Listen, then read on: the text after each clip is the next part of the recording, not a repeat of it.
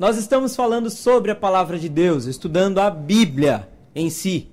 Então, nesse domingo, nós vamos mais uma vez falar sobre a Bíblia.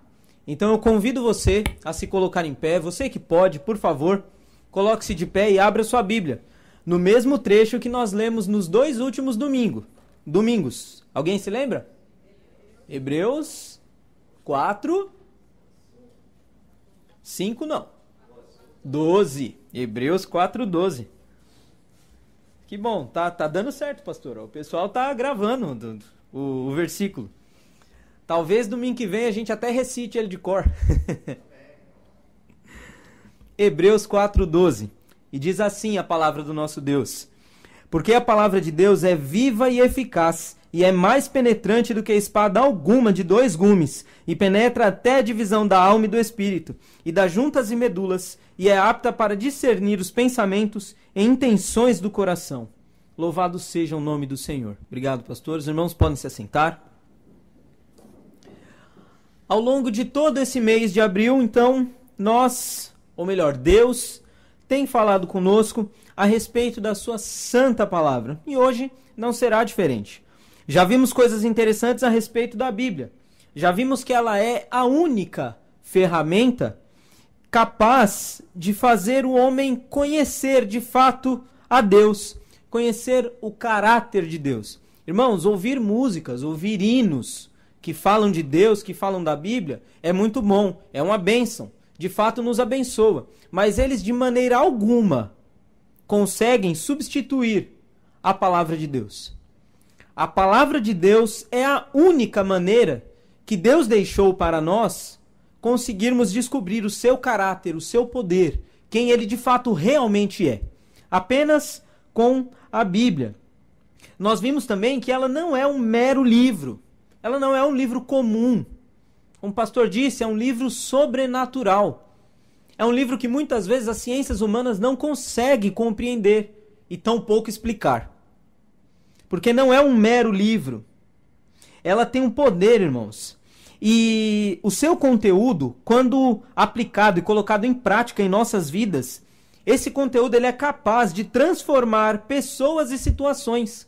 E como diz o ditado popular, e que inclusive foi tirado de dentro da palavra de Deus, é capaz de transformar as pessoas e situações da água para o vinho. Expressão é um ditado que muitas pessoas conhecem, falam, e que está na palavra de Deus, e que muitos desconhecem esse fato. Tamanho o poder e abrangência da palavra de Deus. Hoje nós vamos falar sobre outras características que só a palavra de Deus, ou seja, só a Bíblia, esse livro que você tem em mãos, pode oferecer para nós, seres humanos, que somos fadados ao fracasso, somos fadados ao erro, se nós não deixarmos essa santa escritura nos guiar no nosso dia a dia. É verdade isso. E ela mesma afirma isso. Nós somos fadados ao erro. Nós somos fadados ao fracasso. Nós somos fadados a pecar se nós não deixarmos a palavra de Deus nos guiar e nos orientar no nosso dia a dia. E a primeira das características que nós veremos nessa noite é que a Bíblia, ela diz a verdade. E somente a verdade. Corra comigo, por favor, João capítulo 17, versículo também 17. João 17, versículo de número também 17.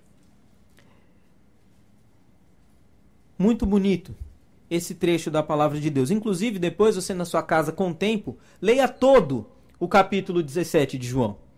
Aliás, com tempo, leia todo o livro de João. Ele vai ser uma grande bênção na sua vida. Leia, você será ricamente abençoado. E João 17, 17 diz assim: santifica-os na tua verdade. A tua palavra é a verdade. Que bênção. Um dos tópicos das mensagens que nós vimos nos últimos domingos é que dizia que a Bíblia é eficaz. E de fato ela é. E por quê? Qual a razão dela ser eficaz? A razão é porque a Bíblia diz somente a verdade. A Bíblia não diz nada que não seja verdade. Ela não diz meias verdades. E nem tampouco ela diz coisas erradas. ela está absolutamente longe de qualquer tipo de erro. A palavra de Deus, ela é completamente crível, ou seja, nós podemos crer, acreditar nela com todas as nossas forças e sem nenhuma sombra de dúvidas. E quando nós dizemos crer e acreditar, precisamos reconhecer a diferença entre crer e acreditar. Porque, irmãos, de verdade, hoje no inferno tem muitas pessoas que acreditam na palavra de Deus. E vou dizer mais. O inferno é o lugar onde mais tem crentes em Jesus hoje. O problema é que agora já não adianta mais. A decisão tinha que ser tomada antes deles chegarem lá. Agora que já estão lá, não há mais como sair de lá. E hoje pode ter certeza que eles creem de todo o coração, de toda a alma, na palavra de Deus. Infelizmente, não há mais nada que se possa fazer.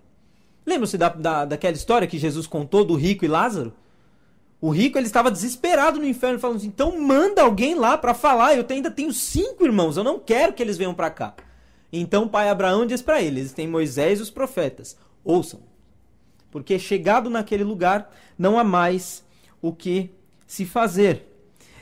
E nós aqui, irmãos, devemos crer na palavra de Deus, porque crer é uma entrega. Eu gosto muito de uma definição que eu aprendi com o pastor Ebenezer, que diz assim, crer é você ter uma profunda confiança no caráter de Deus.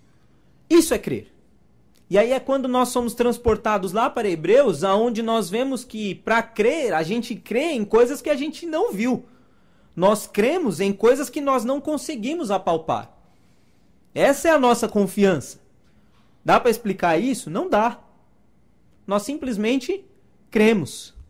E a Bíblia, ela merece a nossa confiança. Ao deixar a sua palavra como herança para seus filhos, Deus teve o cuidado de registrar cada detalhe que é necessário para um bom viver, para um bom desenvolver da fé do ser humano. E o que isso quer dizer, irmãos? Quer dizer que Deus, ele não deixou registrado na Bíblia um conto de fadas. Não é história da carochinha. Não. Tudo que está registrado aqui, de fato, aconteceu, quando a Bíblia diz que assim aconteceu, ou então Jesus Cristo, ele usou as famosas parábolas, as histórias que possuem um fundo, não apenas moral, mas principalmente espiritual e aplicável em nossas vidas. Ela não é um conto de fadas, apenas uma simples historinha. Portanto, nós, pela fé, quando lemos em Gênesis, que Deus mandou Noé construir uma arca, e dentro daquela arca coube aquela quantidade de animais, e a arca era um barco grande, que ainda não havia chovido na terra, nós cremos. Porque se a Bíblia diz que é verdade, então de fato é verdade. Mas de fato, irmãos, a Bíblia, ela só diz a verdade. E eu lembro de uma vez que eu ouvi de um pastor que ele dizia, se a Bíblia tivesse dito que Jonas foi engolido por uma piaba, os irmãos conhecem a piaba? Piaba é um peixe enorme, que ele mede mais ou menos isso aqui, ó. Ou seja, é um peixe pequenininho. E ele dizia que se a palavra de Deus tivesse dito que Jonas foi engolido não por um grande peixe, mas por uma piaba, ele acreditaria. E de fato deve ser assim. Porque se a Bíblia diz, assim é. Irmãos, é através da palavra de Deus que nós, então, conhecemos a existência de Deus, conhecemos o caráter de Deus, conhecemos os atributos de Deus. É na palavra de Deus que nós conhecemos tudo sobre o homem, sua criação, sua essência, sua situação perante Deus e todas essas demais coisas. E se a Bíblia diz, irmãos, então está falado. Mas se o homem diz, está falido. Pode ter certeza. Porque o que a palavra de Deus diz, assim é. Mas nem sempre aquilo que o homem diz, de fato, é. As eleições estão aí para mostrar essa realidade. A Bíblia diz, irmãos, que Deus existe, e é verdade. A Bíblia diz que o céu existe, e é verdade. A Bíblia diz que o inferno existe, e é verdade. A Bíblia diz que existe o pecado, e é verdade. A Bíblia diz que o homem nasce no pecado, e é verdade.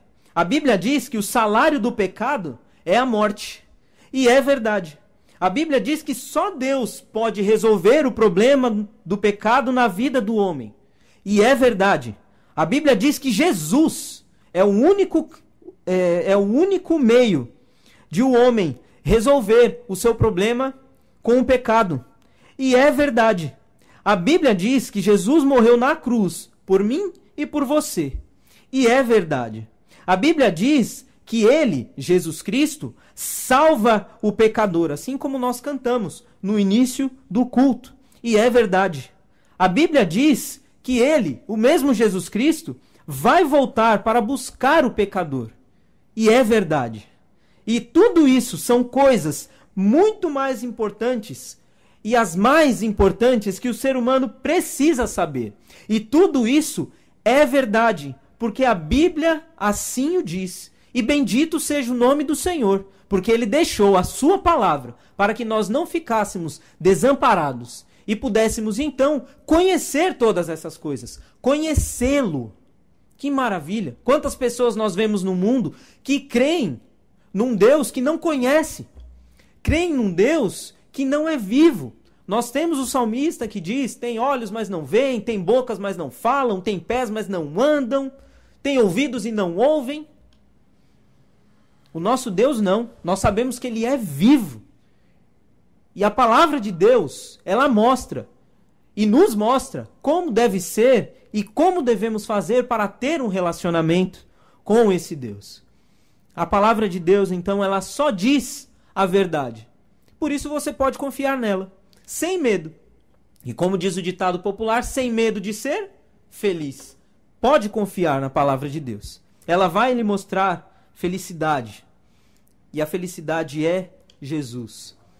Mas ainda assim, a Bíblia também diz, e o melhor, a Bíblia, ela nos santifica. Olha que interessante, o mesmo versículo 17 aí do capítulo de João. A palavra de Deus, ela é clara. E o Senhor Jesus Cristo está dizendo, na primeira parte do versículo, santifica-os na tua verdade. E depois ele ainda categoriza aquilo que já acabamos de falar. A tua palavra é a verdade. Veja que não é os livros de autoajuda que são a verdade. Veja que não são os livros de conhecimento que são a verdade, mas é a palavra de Deus, é a Bíblia. O conteúdo desse livro sagrado tem poder para nos santificar. Isso é muito importante, pois é a mesma coisa de dizer que esse livro tem o poder de transformar a imagem e semelhança de Cristo a mim e a você. É o único livro que tem esse poder de fazer com que nós sejamos conformados, ou seja, ganhemos a mesma forma de Cristo, o Salvador do universo. E por que isso, irmãos? Porque a Bíblia é a palavra de Deus. Ou seja, quando você lê a Bíblia, é Deus falando com você. Não é qualquer pessoa, não é qualquer pensamento ou uma energia, como algumas religiões heréticas pregam por aí. O nosso Deus, ele tem energia. O nosso Deus, ele é um Deus alegre. Dá um amém aí, ajuda aí, por favor. Amém. Você não acredita que Deus é um Deus alegre? Nosso Deus é um Deus alegre. E isso nos traz energia. Neemias 8:10 diz que a alegria no Senhor é a nossa força. Ó, que beleza. Amém. Gostei. Amém. A alegria no Senhor é a nossa força. Esse capítulo, irmãos, do Evangelho segundo João, esse evangelho não é de João, foi João que escreveu. O evangelho é de Jesus. João apenas escreveu. Ele é um dos mais importantes, talvez, para a minha e a sua vida. E sabe por quê? Por um motivo bem simples. Porque ele relata a oração feita pelo próprio Senhor Jesus a nosso favor. Por isso que eu falei para você, quando tiver um tempo na sua casa, leia esse capítulo 17 de João. É o Senhor Jesus orando. E nós sabemos que a oração tem poder, não tem? Imagina a oração do próprio Deus aqui na Terra. Não é motivo para transformarmos ela numa reza. Porque não é isso que Deus quer. É aquela coisa das vãs repetições, né? Você pega e repete a mesma oração, a mesma sequência de palavras 30 vezes. Isso me incomoda, dá a impressão de que Deus é surdo. E não é assim. Deus ele quer que nós oremos constantemente, estejamos sempre em atitude, em espírito de oração. Mas não quer dizer que a gente tem que ficar repetindo sempre a mesma coisa. Mas enfim, isso é uma outra história. O fato é que o capítulo 17 de João, o Senhor Jesus Cristo, ele está orando a meu e seu favor. Olha no versículo 19. E por eles me santifico a mim mesmo, para dar o exemplo a eles. Para quê? Para que também eles sejam santificados na verdade. É o próprio Senhor Jesus rogando a Deus por mim e por você. Que grande bênção, que tamanho privilégio para cada um de nós. E portanto, irmãos, nós devemos buscar essa santificação. Muitos crentes passam anos orando a Deus, pedindo por mais santidade, para serem mais santos no seu dia a dia. E a oração ela está certa, desde que a santificação seja também buscada por aquele que ora. Não é apenas você pedir ao Senhor. Deus ele vai fazer a parte dele, porque ele sempre faz a sua parte. Deus ele sempre cumpre com aquilo que promete. Porém, nós também precisamos fazer a nossa parte. É uma via de mão dupla. Deus concede a santidade a quem busca. Lembram-se da ordem de Jesus? Aliás, de Deus, lá no Velho Testamento? Portanto, durante toda a sua palavra, sede santos, porque eu sou santo. Aqui ele não está falando, eu vou santificar vocês para que vocês sejam santos. Não, não é isso não. Ele está falando, sede santos. Procurem a santificação de vocês. Porque eu também sou santo. E com o amor maravilhoso que ele tem por nós, ele nos capacita para que a cada dia essa obra de santificação, ela seja aperfeiçoada no nosso dia a dia, no nosso viver. E isso é simplesmente maravilhoso. Porque quem de nós aqui consegue, de fato, melhorar alguma coisa na nossa vida espiritual? Tem alguém, irmão Germano? Não tem. Nós não somos capazes disso. Nós não temos essa capacidade. Quando nós lemos a palavra de Deus lá em Gênesis capítulo 6, versículo 5, se eu não estou enganado, a Bíblia diz que os pensamentos do homem no seu coração são continuamente bons. Não, não é isso. É maus.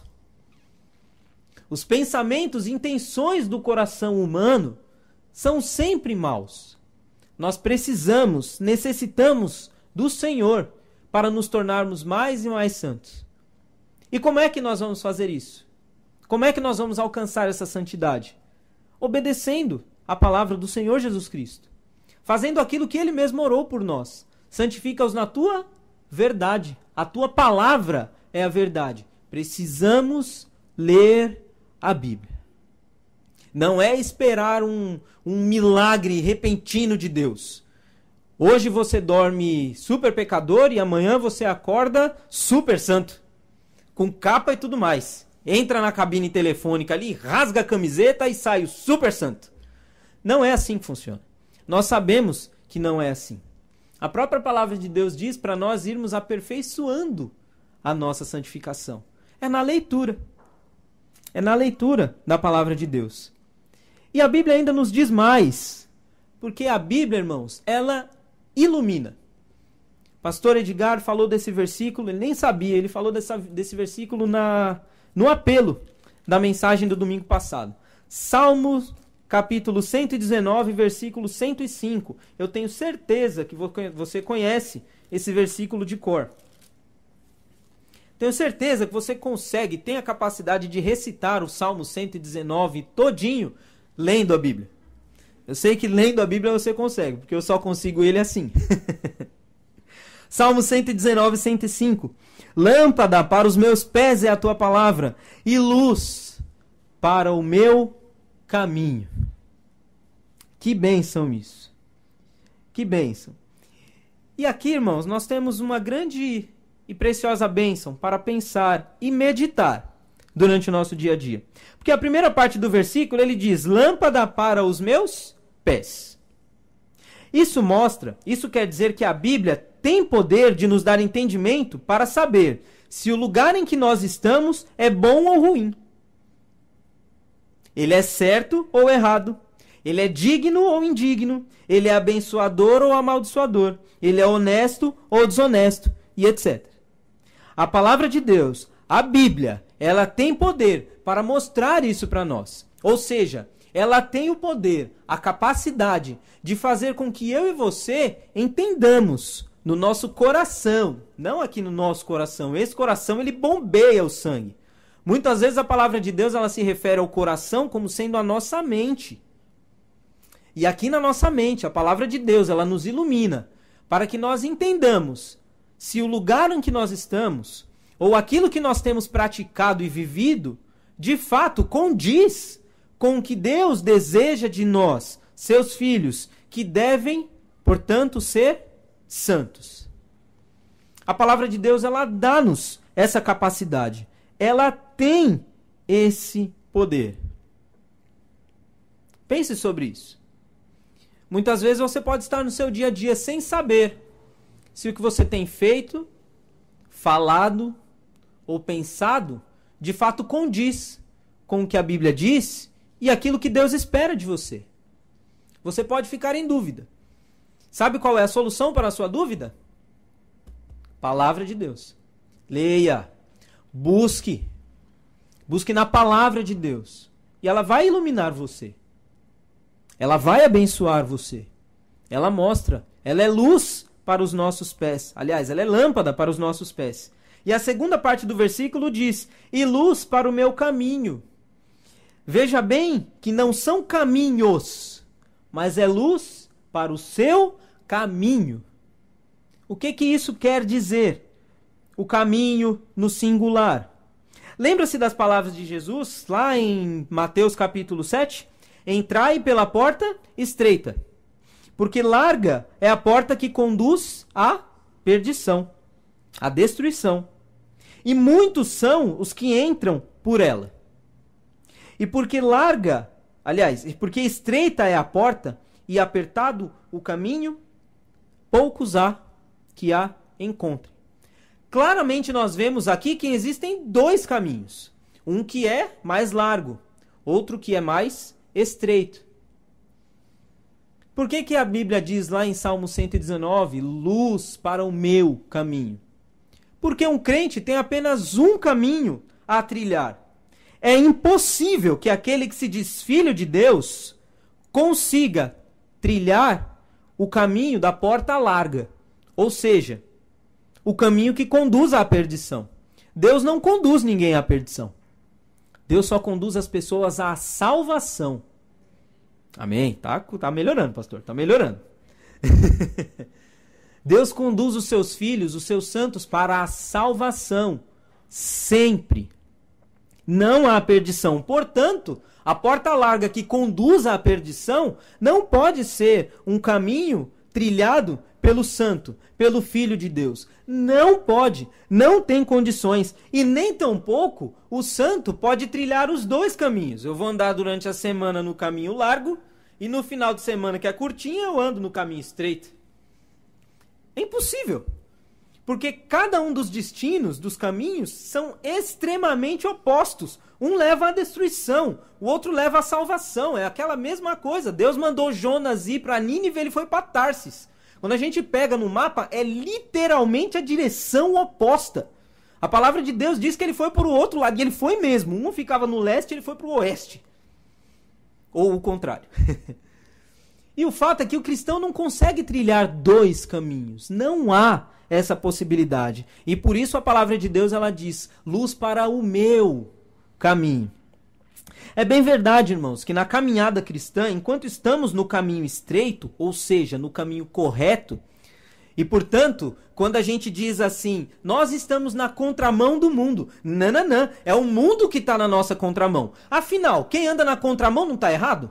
Se nós somos de Deus e estamos no caminho de Deus, nós estamos no caminho certo. Quem está na contramão é o mundo. Nós precisamos continuar no caminho.